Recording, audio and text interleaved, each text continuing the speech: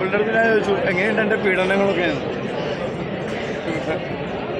അപ്പോൾ സ്വാഭാവികമായിട്ട് പടമുണ്ടോ ഫുള്ളായിട്ടോ ആറാട്ടെണ്ണ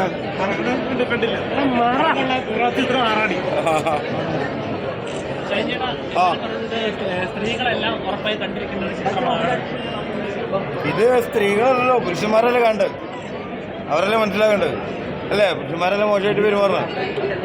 അത് പുരുഷനൊന്നും സ്ത്രീയൊന്നുമില്ല. ഇങ്ങനത്തെ പ്രശ്നങ്ങൾ ആദ്യം നമ്മൾ ഒരാളോട് തുറന്നു പറയാൻ നമുക്ക് പറ്റണം. ഇങ്ങനെ പ്രശ്നങ്ങളുണ്ടെങ്കിൽ ആ പ്രശ്നങ്ങൾ ആദ്യമേ കണ്ടുപിടിക്കപ്പെട്ട നമുക്കൊരു പക്ഷേ ഇതിന് ചികിത്സകളും കാര്യങ്ങളൊക്കെ ഉണ്ടായിരിക്കാം. അല്ലാതെ ഇത് ഓപ്പണായിട്ട് പെട്ടെന്നൊരു ദിവസം ആളുകളുടെ മുന്നിൽ വിളിച്ചു പറയുന്നതോട് കൂടിയിട്ട് അയാളുടെയും അയാളെ ചുറ്റുപറ്റി നിൽക്കുന്ന ഒരുപാട് പേരുടെ ജീവിതവും ഇതുപോലെ ഭയങ്കര സംഘർഷപരിതമാവും.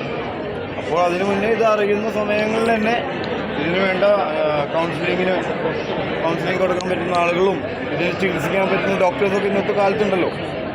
അപ്പോൾ മുൻകരുതലുകൾ എടുക്കുന്ന രീതിയിൽ ഇപ്പം അഞ്ജലിയുടെ ക്യാരക്ടർ ലാസ്റ്റ് പോയി സംഭവം നടക്കുന്നതിന് മുന്നേ കേസ് കൊടുക്കുന്ന പോലെയല്ല, ഡോക്ടറുമായി കൗൺസിലറുമായിട്ട് നമുക്ക് കണ്ട് സംസാരിച്ച് പരിഹരിക്കാവുന്നേ ഉള്ളൂ.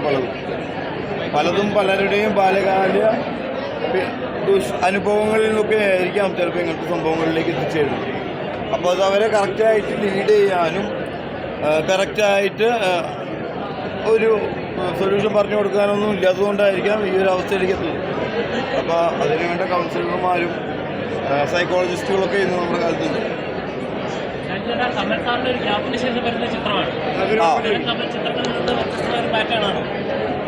സാറ് ഈ വിഷയം ഇതുവരെ അവതരിപ്പിക്കപ്പെട്ടിട്ടില്ല. സാറിൻ്റെ രീതികളിലൊക്കെ ഇതിന് അവതരിപ്പിച്ചിട്ടുള്ളത്, അതായത് ഒരു നമ്മുടെ കുടുംബത്തിൽ സംഭവിക്കുന്നുണ്ട്.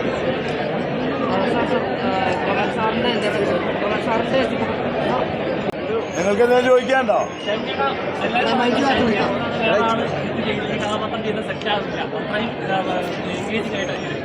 ആണോ? അങ്ങനെ തോന്നിയോ? ആ പീഡനം അല്ലേ പരിപാടി, അത് കാരണമായിരിക്കും. അതുകൊണ്ടായിരിക്കാം. എന്തുകൊണ്ടാണ് പറഞ്ഞത്?